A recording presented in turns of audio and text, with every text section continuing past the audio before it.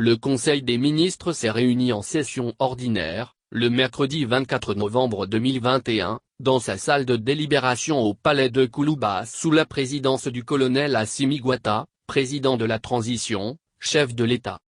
1. Sur le rapport du ministre délégué auprès du Premier ministre, chargé des réformes politiques et institutionnelles, le Conseil des ministres a adopté un projet de loi portant loi électorale. Le mécanisme actuel de gestion des élections impliquant plusieurs structures de l'État a révélé des insuffisances qui se sont traduites par de multiples crises post-électorales.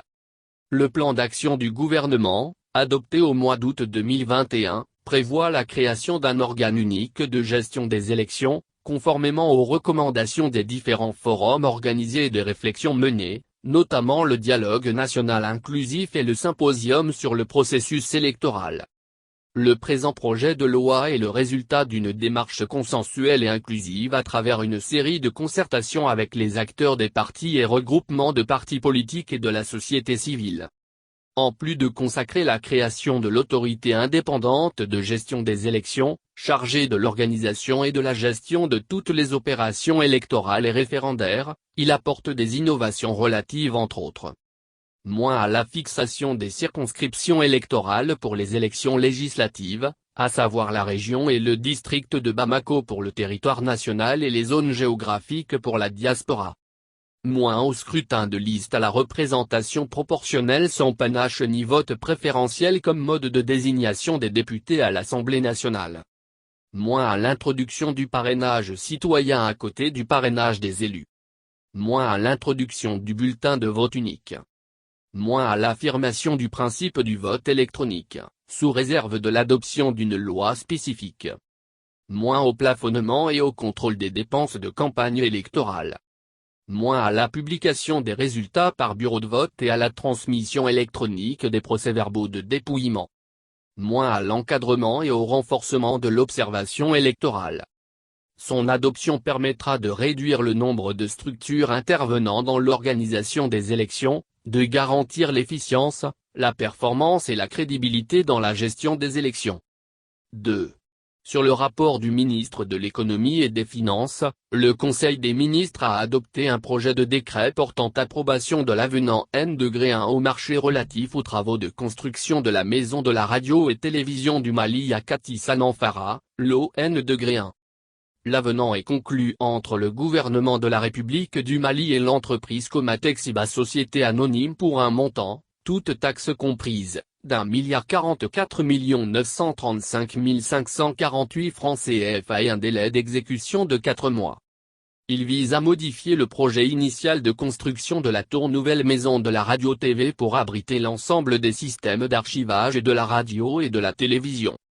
Le financement du marché est assuré par le budget national et les fonds propres de l'ORTM. Moins directeur général de l'Agence pour la promotion des exportations du Mali. Monsieur Massoudou 6, ingénieur environnementaliste. 1.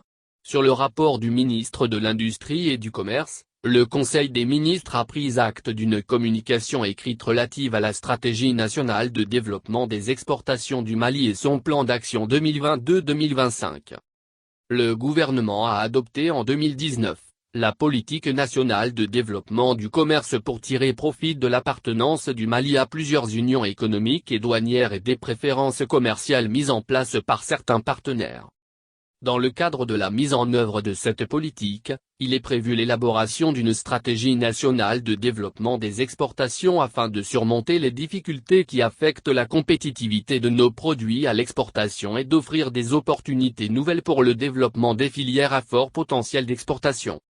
L'objectif global de la stratégie est de réduire le déficit de la balance commerciale par une augmentation de 25% des recettes d'exportation à l'horizon 2025.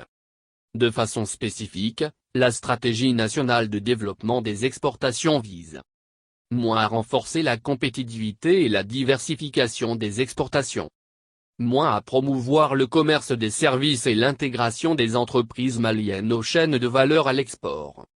Elle est articulée autour de 6 axes stratégiques et mis en œuvre à travers des plans d'action dont le premier couvre la période 2022-2025 financé par l'État, les partenaires techniques et financiers et le secteur privé. moins d'accroître le volume des exportations et de réduire le déficit de la balance commerciale. Moins de renforcer les capacités techniques et organisationnelles des acteurs à l'export. Moins de réduire les coûts de transport. Moins d'améliorer les conditions de stockage des produits. Moins d'améliorer la compétitivité des produits sur les marchés d'exportation. 2. Le ministre de la Santé et du Développement social a informé le Conseil des ministres de l'évolution de la maladie à coronavirus marquée par une diminution du nombre de cas testés positifs par rapport à la semaine précédente. Le président de la transition, chef de l'État a, cependant, appelé la population au respect strict des mesures de prévention et de lutte contre la maladie.